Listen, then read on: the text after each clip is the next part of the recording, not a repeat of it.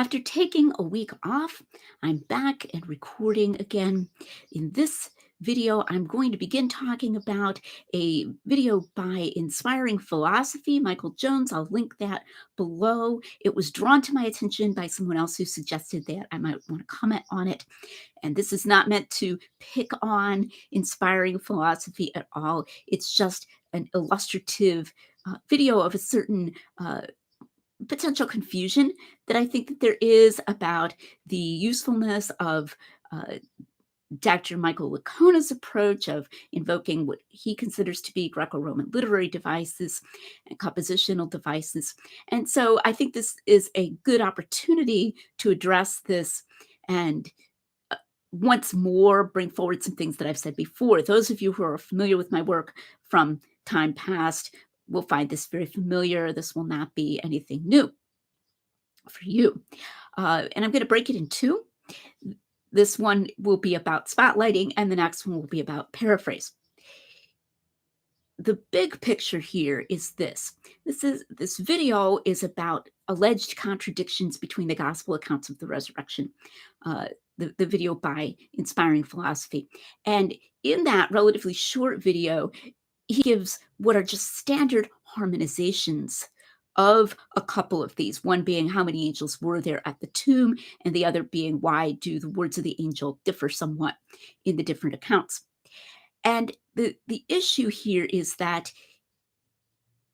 these standard harmonizations are then accompanied with fairly long quotations from the work of Dr. Michael Licona, with the impression being that we get to these solutions by way of understanding really special things about the ancient cultural context, which then is especially helpful to us in invoking what are actually standard harmonizations that have been around for a long time and are therefore not things that we're getting from special Greco-Roman literary devices. And I'll talk a little bit about why that's a potential problem or can create confusion. And I think you'll see it in the context of these two specific examples. So here I'm going to talk about quote unquote spotlighting. I'm almost never talking about my concerns with the compositional device approach without someone saying, well, you mean, are you opposed to spotlighting? But spotlighting is fine. Spotlighting is no problem.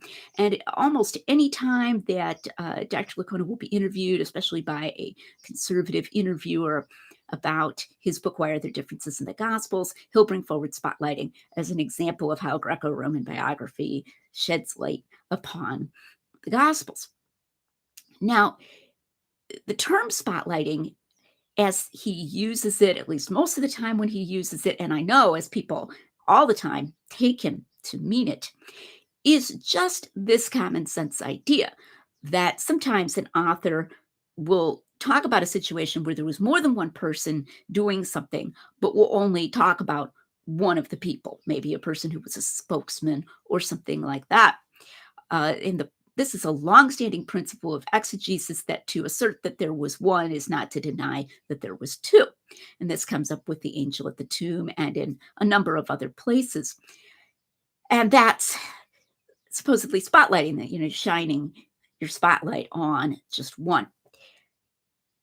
If it were just a matter of just giving a new catchy name to an old harmonization, there would be absolutely nothing to object to. I like giving new catchy names to things. I've coined the term reportage model for what all conservatives think about the Gospels, what all conservatives and all those even dubbed conservatives used to think about the Gospels. So obviously I have no objection to dubbing something with a new term. But that's not all, because you have to understand that sociologically and rhetorically, Dr. Licona presents his approach as A, new, and B, something that is an alternative to traditional harmonization. It's not like he never harmonizes, but the use of literary devices is supposed to be an alternative to harmonizing, rather than just relabeling an existing harmonization. And this then gives you the impression that we're gaining special insight from this work that he's doing, what Greco-Roman biography can teach us about the Gospels. And also it gives the impression that his work is unobjectionable, because most people have heard this idea of spotlighting. And so then they think, oh, he's just kind of drawing attention to these things in a different way by using Greco-Roman literature and so forth. And that's great. And maybe he'll even give us some new insights. And so then when you are inclined to think that, then there are these other more problematic quote unquote solutions that are brought up. And you're going to be less likely to say, wait, I'm not going to go there, because you were previously inclined by all the endorsements or, the fact that you heard spotlighting and it sounded fine, to think, well, I guess this is just what the culture was, and I guess we're just learning about the culture. So it can lead audiences to be unwary. So in this case, of course, were there two angels at the tomb, or was there only one angel at the tomb? Well, there were two, but one of them spoke to the women. And so one gospel, Mark, for example, focuses on the one. And then another gospel, Luke, for example, mentions two. Okay. John also mentions that there were two. And so we can call this, if we like, that Mark is shining his spotlight on one. But actually, that's something that is common. We probably sometimes do this in ordinary life, and it's a harmonization that has been used long before anybody started talking about Plutarch or what we can learn from Greco-Roman biography. In fact, you can go to the site defendinginerrancy.com, and you can go to their Bible difficulties, and you can find this solution given. They don't happen to use the word spotlight, but it's a standard solution. And yet that website is made by Norman Geisler and followers of Norman Geisler, who are explicitly opposed to the use of Greco-Roman literary devices. So, and don't even acknowledge necessarily that these were Greco-Roman literary devices. That's another question, whether many of the things that Dr. Licona talks about actually were, allowed, especially in Greco-Roman literature. No doubt what he calls spotlighting was used at times because it's just an ordinary thing, but it's not a special literary device. And so it's something that just these absolutely traditional, even inerrantist harmonizers have used. And so we don't need this work to get beyond it. Let me give a kind of interesting example here from another place in the Gospels where there are two mentioned in one Gospel and only one mentioned in another Gospel, and that's the demoniacs whom Jesus healed. Matthew mentions two, and Mark mentions only one. In Why Are There Differences in the Gospels, which is his work where he discusses what we can learn from Greco-Roman literature, Dr. Licona gives what I would call a menu of possible answers to this, and he doesn't decide among them. Okay. Now, one thing in this menu is just spotlighting, which is, again, the standard harmonization. But another thing in that menu is that Matthew may have invented another demoniac in that scene when there weren't two, that he may have put two in there when there really weren't two. And the claim is that this would be to compensate for not telling a different story by Mark. Now, that's a much more dubious thing and has a much higher burden of proof, and there's really no reason to think that. In fact, Dr. Licona never claims that compensating for not telling another story was even a Greco-Roman literary device.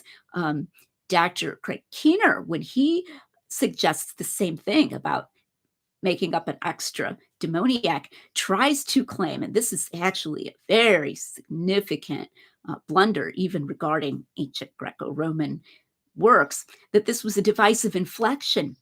And inflection is just having a different number, for example, for a noun and so forth.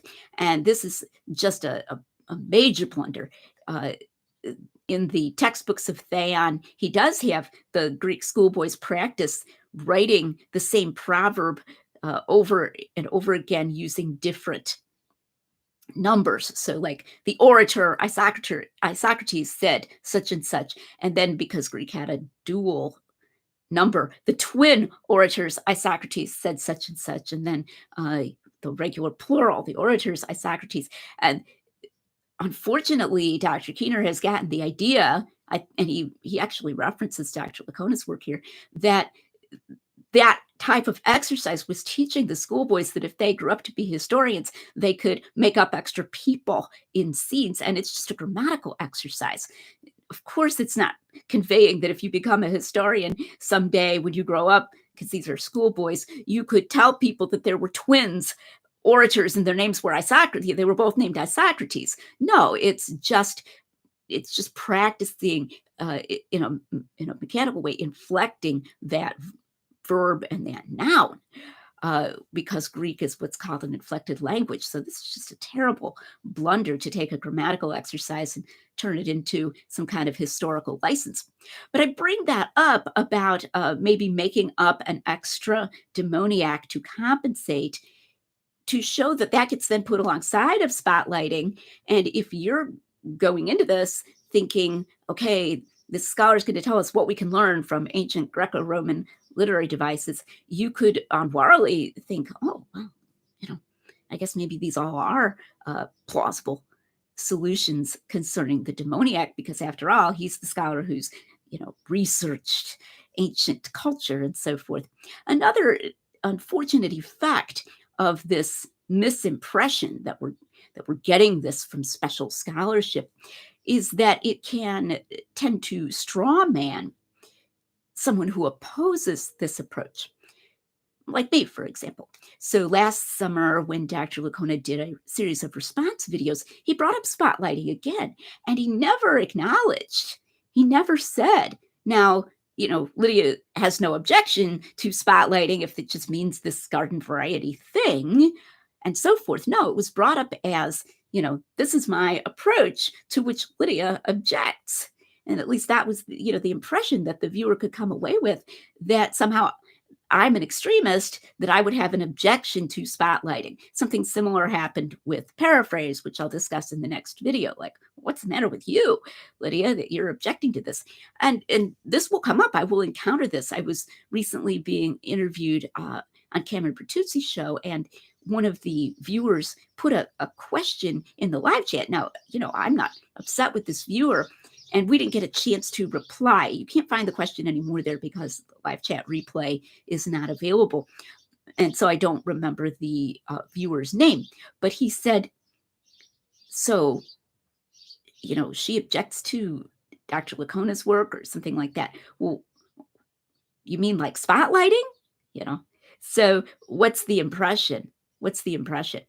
She must be really weird and really extreme that she objects to this obviously unobjectionable thing over here. Well, I don't, but I do not acknowledge that it's something that is in addition to traditional harmonization. And I object to the impression being given that this is a new discovery on the basis of Greco-Roman literature and special expert scholarship of that kind. And therefore that it should lead us to think that we need to follow the scholar's other views, or that his other views are unobjectionable and are giving us special insights. And that's where a problem comes in. Now, I've mentioned this before, but it's something that's worth explaining again, because it can help people to understand that this spotlighting is acting as a kind of bridge from traditional harmonization over to that broader set of alleged applications of literary devices, which is much more problematic. Come back next time when I'll be talking about paraphrase and how it can be used in the same way, particularly with an equivocation on the term paraphrase. Thanks for watching.